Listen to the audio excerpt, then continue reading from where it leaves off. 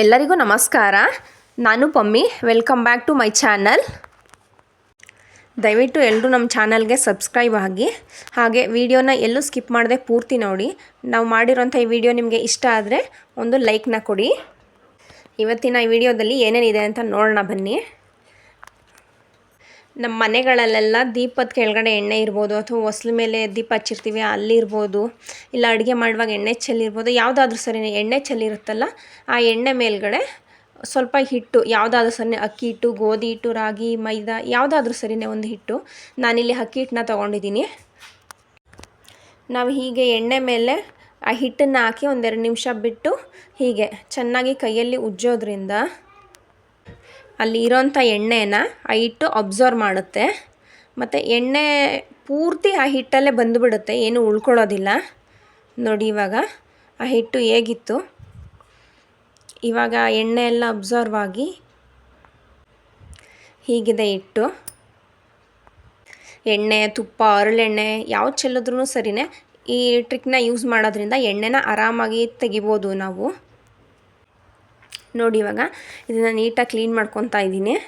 ಅಕಸ್ಮಾತ್ ನಿಮ್ಗೆ ಹಂಗೂ ಎಣ್ಣೆ ಏನಾದರೂ ಇದೆ ಅಂದರೆ ಒಂದು ನ್ಯೂಸ್ ಪೇಪರ್ನ ತೊಗೊಂಡು ನೀಟಾಗಿ ಒರೆಸ್ಬಿಟ್ರೆ ಸಾಕಾಗುತ್ತೆ. ನೋಡಿ ಇವಾಗ ಸ್ವಲ್ಪನೂ ಎಣ್ಣೆ ಇಲ್ಲ, ನ್ಯೂಸ್ ಪೇಪರಲ್ಲಿ ನೀಟಾಗಿ ಒರೆಸ್ಕೊತಾ ಇದ್ದೀನಿ. ನಮಗೆ ಗೊತ್ತಾಗ್ತಾ ಇಲ್ಲ ಎಣ್ಣೆ ಚೆಲ್ಲಿದೆ ಅಂತ, ಅಷ್ಟೊಂದು ನೀಟಾಗಿ ಕ್ಲೀನ್ ಆಗೋಗ್ಬಿಟ್ಟಿದೆ. ಅಡುಗೆ ಸ್ಟವ್ ಮೇಲೆ ಚೆಲ್ಲಿದಾಗ ಕೂಡ ಇದನ್ನೇ ಯೂಸ್ ಮಾಡಿ ನೀಟಾಗಿ ಕ್ಲೀನ್ ಆಗುತ್ತೆ. ನೆಕ್ಸ್ಟ್ ಹೆಲ್ತ್ ಟಿಪ್ ಏನಂದರೆ, ಇದು ಕಸ್ತೂರಿ ಬೀಜ, ಬೀಸಲ್ ಸೀಡ್ಸ್ ಅಂತ ಅಂತಾರೆ. ಕಿಡ್ನಿ ಸ್ಟೋನ್ ಆಗಿದ್ರೂ ಯೂಸ್ ಮಾಡ್ತಾರೆ, ಮತ್ತು ಹೀಟ್ ತುಂಬ ಜಾಸ್ತಿ ಆಗಿದ್ರೂ ಬಳಸ್ತಾರೆ. ಇವಾಗ ಒಂದು ಲೋಟ ನೀರು ತೊಗೊಂಡಿದ್ದೀನಿ, ತಣ್ಣೀರನ್ನ. ಆ ನೀರಿಗೆ ನಾನು ಅರ್ಧ ಸ್ಪೂನಷ್ಟು ಕಸ್ತೂರಿ ಬೀಜನ ಹಾಕೋತಾ ಇದ್ದೀನಿ. ಇದನ್ನು ಹಾಕಿ ಒಂದೆರಡು ನಿಮಿಷ ಬಿಟ್ಟರೆ ಆ ಬೀಜಗಳು ಒಂದೊಂದಾಗಿ ಕೆಳಗಡೆ ಇಳಿತಾ ಇರುತ್ತೆ. ಇದು ಹಾಕಿ ಒಂದು 10 ನಿಮಿಷ ಆದಮೇಲೆ ಸ್ವಲ್ಪ ನೆಂದಿರುತ್ತೆ ಬೀಜಗಳೆಲ್ಲ, ಕಸ್ತೂರಿ ಬೀಜಗಳು. ಆಮೇಲೆ ಇದನ್ನು ಕುಡಿಬೋದು.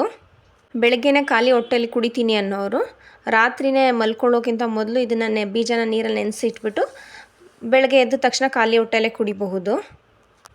ಹಿಂದಿನ ದಿನ ಮರೆತೇ ಆಗಿಲ್ಲ ಅನ್ನೋರು ನೀವು ಕುಡಿಯೋ ಒಂದು 10 ನಿಮಿಷ ಮೊದಲು ಇದನ್ನು ನೆನೆಸಿಟ್ರೂ ಸಾಕಾಗುತ್ತೆ. ನೋಡಿ ಇವಾಗ ಬೀಜಗಳು ಒಂದೊಂದಾಗಿನೇ ಕೆಳಗಡೆ ಇಳೀತಾ ಇದೆ, ಅದು ನೆನೀತಾ.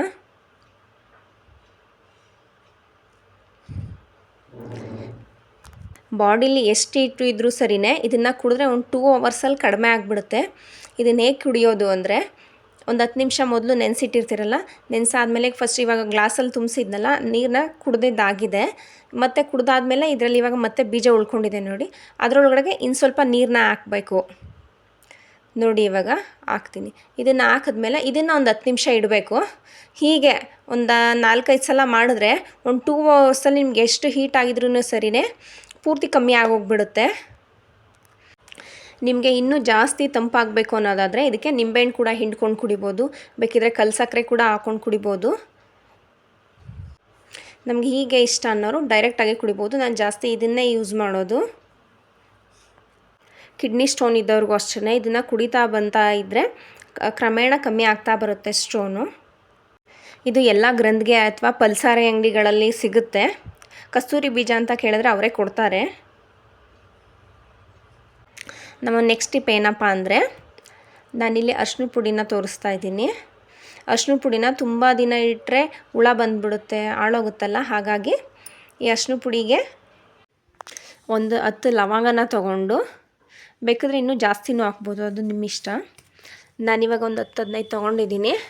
ಇದ್ರ ಮೇಲ್ಗಡೆ ಪೂರ್ತಿ ಸುತ್ತ ಎಲ್ಲ ಕಡೆಯೂ ಹರಡೋ ಹಾಗೆ ಒಂದೊಂದನ್ನು ಲವಂಗನ ಹಾಕಿದ್ರೆ ಅರಿಶಿನ ಪುಡಿ ಹಾಳಾಗಲ್ಲ,